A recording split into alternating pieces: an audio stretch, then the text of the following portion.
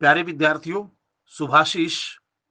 लखनवी अंदाज अध्याय की पिछली अनुवृत्ति में हमने पढ़ा कि नवाब साहब ने खीरों को धोया, उसके बाद गोद कर उनका झाग निकाला और बड़े तरीके से फांकों में काट करके उसको तौलिए पर बिछाते गए और नमक मिर्च मिला मसाला भी रख दिया।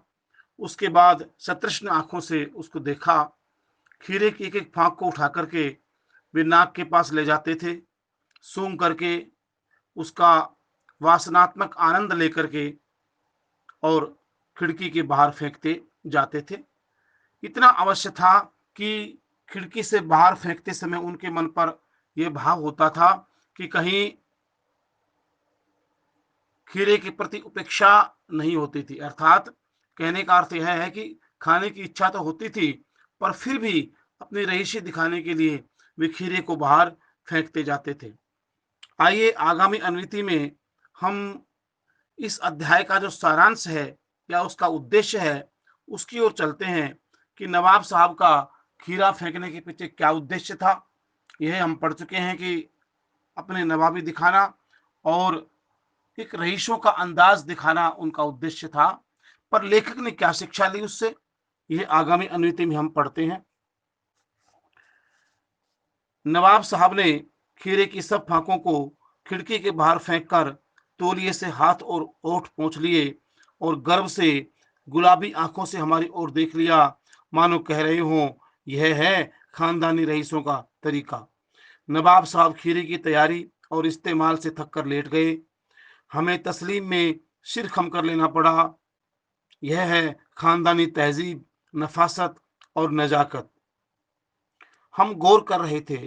खीरा इस्तेमाल करने के इस तरीके को खीरे की सुगंध और स्वाद की कल्पना से संतुष्ट होने का सूक्ष्म, नफीस या एब्स्ट्रैक्ट तरीका जरूर कहा जा सकता है, परंतु क्या ऐसे तरीके से उदर की तृप्ति भी हो सकती है? नवाब साहब की ओर से भरे पेट के ऊंचे डकार का शब्द सुनाई दिया और नवाब साहब ने हमारी ओर देखकर कह दिया, खीरा लजीज होता है, लेकिन होता है शकील, नामुराद, मेदे पर बोझ डाल देता है। ज्ञान चक्कू खुल गए। पहचाना, ये है नई कहानी के लेखक। खीरे की सुगंध और स्वाद की कल्पना से पेट भर जाने का डकार आ सकता है, तो बिना विचार घटना और पात्रों के लेखक की इच्छा मात्र से नई कहानी क्यों नहीं लिखी जा सकती या क्यों नहीं बन सकती। देखिए, हमने अध्याय को प्रारंभ करते समय यह बात बताई थी कि यशपाल जी एक ऐसे खेमे के लेखक थे जो इस बात से इनकार करते थे कि बिना विचार घटना और पात्रों की कहानी लिखी जा सकती है, जबकि तत्कालीन साहित्यिक क्षेत्र में लेखकों का एक ऐसा वर्ग उदय हुआ था जिसका यह मानना था कि बिना घटना, बिना पात्रों के और बिना विचार के भी कहानी लिखी जा सकती है। लेखक यशपाल इसका विरोध करते हैं और उसी के विरोध स्वरूप यह कहानी लिखी गई है।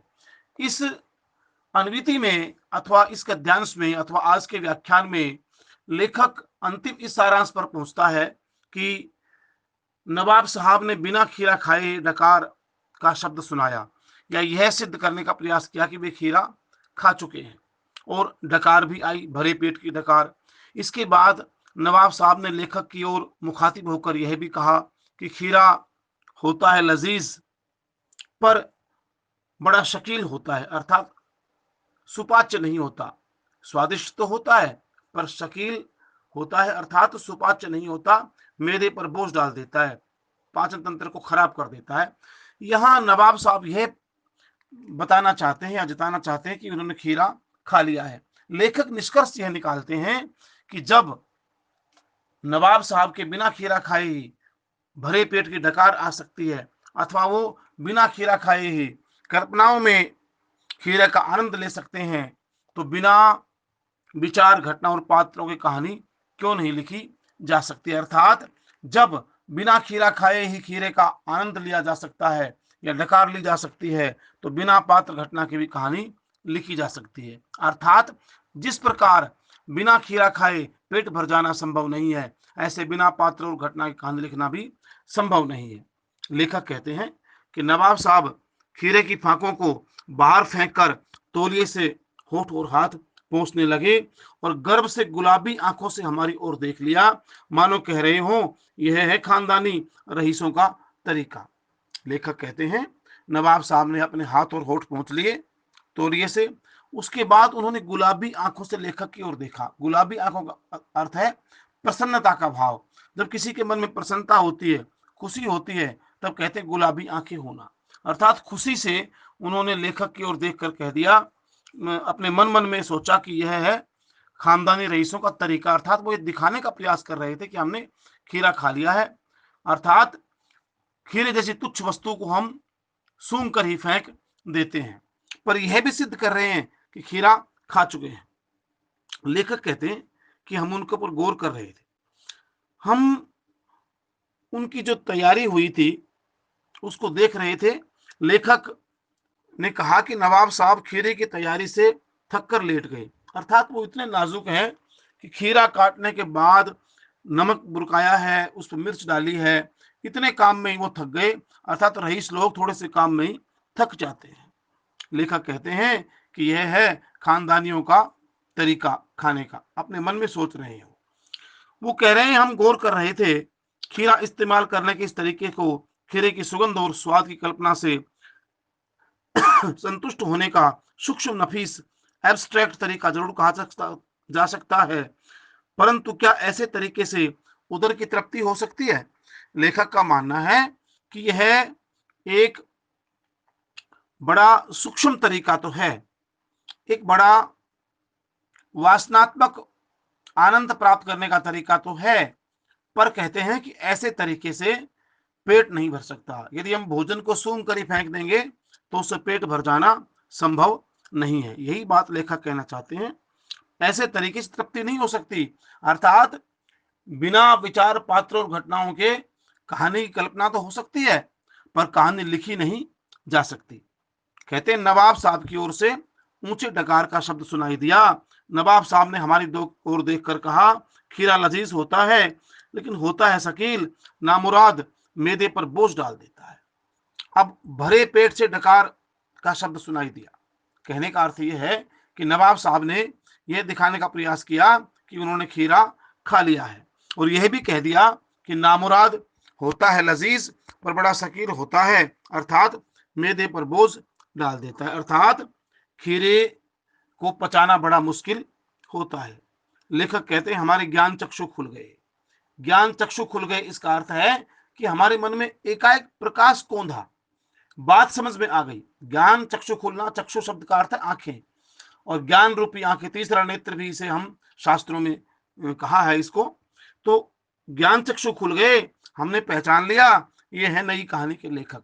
अर्थात अब तक लेखक इस उलझन में थे, वो समझ नहीं पा रहे थे कि बिना पात्रों और घटना की कहानी कैसे लिखी जा सकती है, जबकि लेखकों का दूसरा वर्ग भरपूर पुरजोर प्रयास कर रहा था इस बात को सिद्ध करने का कि बिना पात्रों के, बिना घटना के, बिना विचार के भी कहानी लिखी जा सकती है। लेखक इसी बात को लेकर के अभी तक ऊहापोह में थे, समझ नहीं पा रहे थे कि यह संभव कैसे है।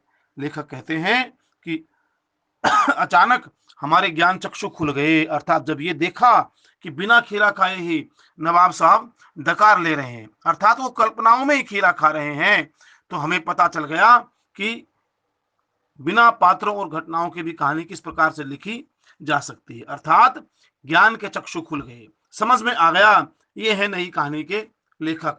अर्थात जिस प्रकार से नई कहानी के लेखक कल्पना में ही कहानी लिख सकते हैं बिना पात्रों और घटनाओं के, ऐसे ही ये भी बिना खीरा खाए जैसे अपना पेट भरे डकार का शब्द सुनाते हैं, वह केवल कल्पना है, वह केवल दिखावा है, आडंबर है, ढोंग है। उसी प्रकार से बिना पात्रों और घटनाओं की कहानी लिखना भी एक कल्पना है, एक आडंबर और दिखावा है, उसमें वास्तविकता कुछ भी नहीं है।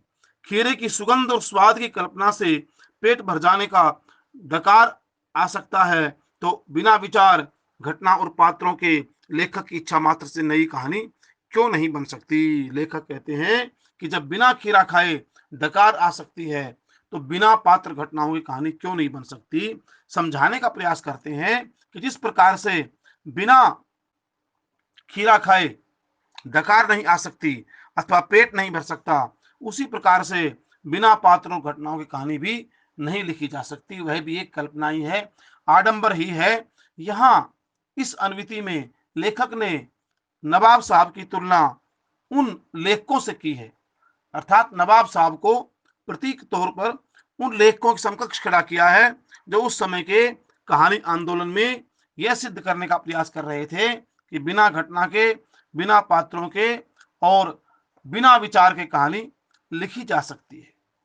प्यारे विद्यार्थियों, ये थी इस अध्याय की अंतिम अनुवृत्ति।